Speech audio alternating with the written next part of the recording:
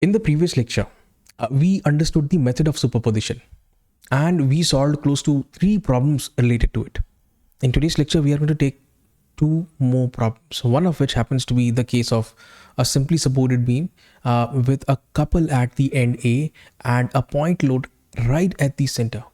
And what we need to work out is the deflection at this center. Okay, sounds fair.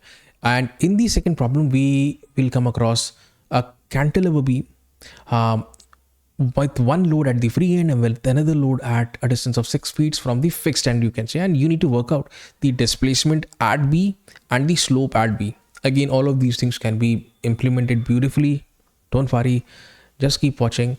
And here we go. Let me start with problem number 1. Here it is. The simply supported beam W12 by 45 is made up of A36 steel and is subjected to the loading shown. Determine the deflection at its center. This is the point where the deflection needs to be determined. How do you do that? You draw an elastic curve, a rough estimate, okay, as to how the beam, which represents as to how the beam would bend. Okay, it's an exaggerated form. So this YC is something that we wish to figure out. How can this be achieved? Now what we'll do is we're going to split up the beam into 2 parts, or shall I say 2 arrangements. Okay, so in arrangement number 1, we have this. We are going to just keep the point load. We are going to make the elastic curve and the deflection at C, we are going to call it YC1. And the arrangement number 2, we are going to just keep this couple. We are going to get rid of the point load and it should look something like this. We are going to make the elastic curve and the deflection here is YC2. Okay. You just need to calculate these 2 deflections, that is YC1 and YC2 individually. And when you do that, you have to add them so that you can get the net deflection at C. Right? This is superposition. Now, while solving, we will also come across the geometrical property, which can be determined through this designation, and the mechanical property for A36. So both of these values can be calculated. Please note that this is 12 cross 45, W wide flange 12 cross 45. So 12 essentially is the depth of the I-beam. Okay.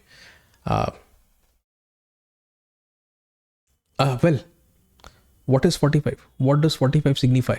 Do let me know right down in the comments. Okay. That's a small homework for you. Okay, W12 by 45. So this is 24, 18, 16, 14, and all the way down to 12, 45. 12 cross 45. Here it is. Here it is. That is what we need. We need IXX. That is 350. Okay. By the way, this is in inch raised to the 4th power. So we know the value of I. That's 350. Note it down. Done. Okay. Secondly, we also need a mechanical property.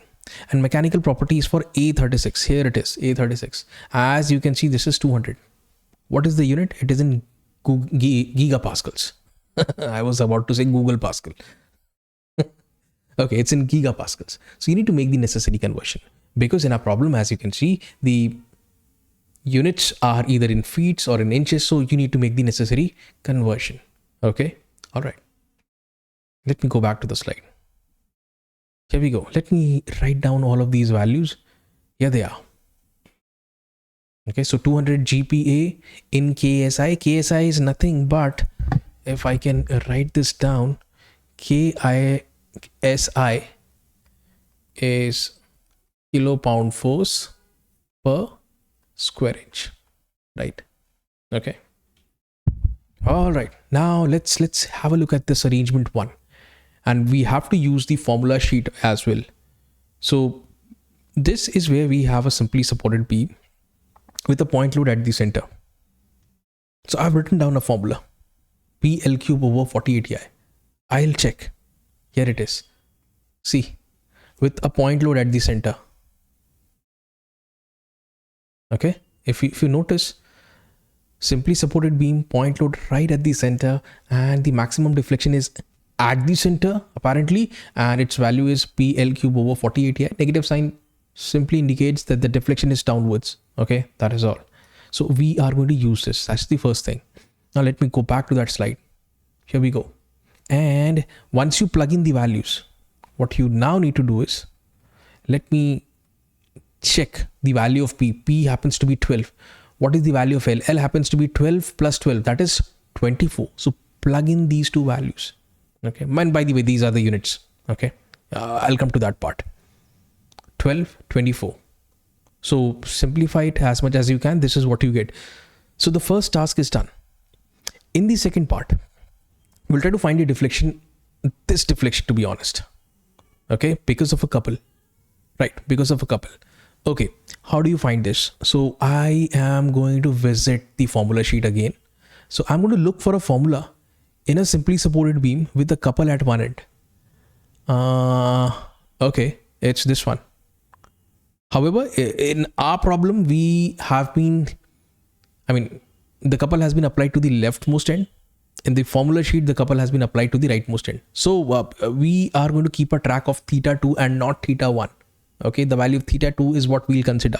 So theta 2, by the way, why am I even considering theta 2? All I need is deflection. So I'll use this. The maximum deflection is, by the way, not at the center. It is slightly eccentric, slightly to the right from the center, you can say. So the best approach is to say that you want the deflection over here. Okay, so you have to plug in the value of x as L over 2. So here we are going to use this formula of the elastic curve. We are going to plug in the value of x as L by 2, and then we are going to make the necessary calculations. Okay, so let me write this down, and here we go. What do? We want x is equal to L by 2. So guys, if x is equal to L by 2, so then L square minus L by 2 becomes L square by 4. So this becomes 3L square by 4. I think we can simplify this further. Here we go. Okay. Simplify it. This is what you get. Okay. All you need to do now is to plug in the value of m naught as 50 feet and L as 12 plus 12, that is 24, and we are good to go. Let me show this to you. Okay, 50 feet, 24 feet, and once you do the calculation, this is what you get. Right. Now, this is in kip, feet, KSI, inch raised to 4. We are yet to plug in the value of E and I, by the way. Okay. So now you need to find the total deflection. So we are going to add this quantity YC1 and this quantity YC2. Okay, let's do it. It's fairly simple. 3456 plus 1800. That means if you add 2000 to it, 5456. So 5256 should be the result. Okay, 200 less. Right? So these two are going to have the same unit. The same unit will be here. Okay, you can do it. You can do the math. Okay. Now, you have to make the conversion from feet to inches. So students, what you need to do is you need to plug in the value of 1 feet as inches and inches raised to the third power. Okay. So once you do this conversion, everything is going to fall in place and you can calculate this value. So here we go. Okay, I've plugged in the value 12 inches raised to the power 3, and this is what you get. Solving, let me and solving this is what you get. 0.895 inches. That is the deflection, not the maximum deflection. That is the deflection at the center. We are not interested in calculating the maximum deflection, by the way. All that we want is the deflection at point C. Okay, we consider two separate arrangements. One with the point load at the center, apparently point C, and one is the couple acting at the end point A, right? The challenging part in this particular problem was the realization that you had to use the elastic curves equation itself to figure out the deflection. Okay, I hope you got this. Now we will transition to the next problem. Here it is. Watch this. A cantilever beam. Pretty simple. I think you can do this. And in our next lecture for method of superposition, we are going to raise the bar. Okay, so that is going to be a difficult problem. I think I'll keep one problem for one lecture. Right. So we have a cantilever beam W10 by 15 made up of A36. Now you remember A36 corresponds to E equals 29,000 KSI and is subjected to the loading as shown. Okay. Determine the displacement at B and slope at B. Displacement, that is deflection at B, and slope at B, both of them have to be calculated. So if I were to make the elastic curve, it would be something like this. Okay, let me show this to you. Our elastic curve would be something like this, and we were supposed to calculate this part, which we can refer to as the slope at B, and this is the overall deflection that we are supposed to figure out, YB. Right now what we'll do is we are going to separate this into two arrangements. In arrangement number 1, we are going to keep this force of 4 kilopound force, and in the arrangement 2, we are going to keep this as 6 kilopound force. Okay, sounds fair? Now for arrangement 1, you need to search for a formula. Okay, for arrangement 1, I mean, this has been roughly made. Okay. For arrangement 1, here we go. Let me show this to you. In arrangement 1, we have a cantilever beam with a point load at the center of the beam. Cantilever beam, point load at the center. I'll write down the slope, PL square over ATI, and the deflection is 5 PL cube over 40 ATI. You guys can note it down. I'm going to keep these values. Okay, here we go. PL square over ATI. All you need to do now is to keep the value of P as 4 and the value of L as 6 plus 6, that is 12. Let me plug in these two values. Once you simplify, that's what you get. Okay. Very nice. Now, at this point B, in fact, because of this 4 kips, we are going to get some deflection. That is represented by YB1. I think I can represent the deflection over here. This is YB1, and this YB1 can be written as, you've already seen those formulas, and this is how it can be written. Now all you need to do is you need to plug in the value of P as 4 kips and L as 12 feet. This is what you get. Okay, simplify it. That's what you get. So slope and deflection because of this 4 kip force has been determined. Now we make a transition to the second arrangement.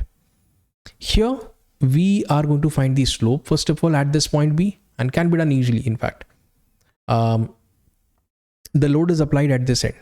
Okay, so let me go back to the formula sheet. Load is applied at the free end. Here we go. If the load is applied at the free end, the deflection and the slope, both of them happen to be maximum over here at the free end, in fact. So you'll have to use these two values. Okay, PL square over 2EI, PL cube over 3EI. Again, the negative sign indicates the, angle measured as clockwise with respect to the horizontal. This negative sign indicates that the deflection is downwards. Very simple. Here we go. Let me use the formulas. Over 2EI. So what do you think is the value of P? P is 6. What do you think the value of L is? L is 6 plus 6, that is 12. So plug in these two values. Okay, that's what you get. Done. Okay, so far so good. Now, this is the part where we'll calculate the deflection. So I think it had 3 in the denominator. PL cube over 3EI. Okay, so the value of P is 6, L is 12. So plug in these two values and that's what you get. Okay. It's made very, very easy. See, if you simplify it, if you break it down into simple loadings, everything becomes simple. You just need to add them up finally for the overall values. Right now, we come to the part of geometry. So this is W10 cross 15 and this is A36. Okay, W10 cross 15. I'll have to look it up. 10 cross 15 is 10 cross 15, 10 cross 15. Here we go. W 10 cross 15. I want the moment of inertia with respect to the x-axis, 68.9. Okay, that is the first quantity. Secondly, I also need the Young's modulus. It's A36, so you can use 200 gigapascals. Again, you need to make the conversion. So remember 29,000 KSI, right? So you need to plug in these two values. Let me do that.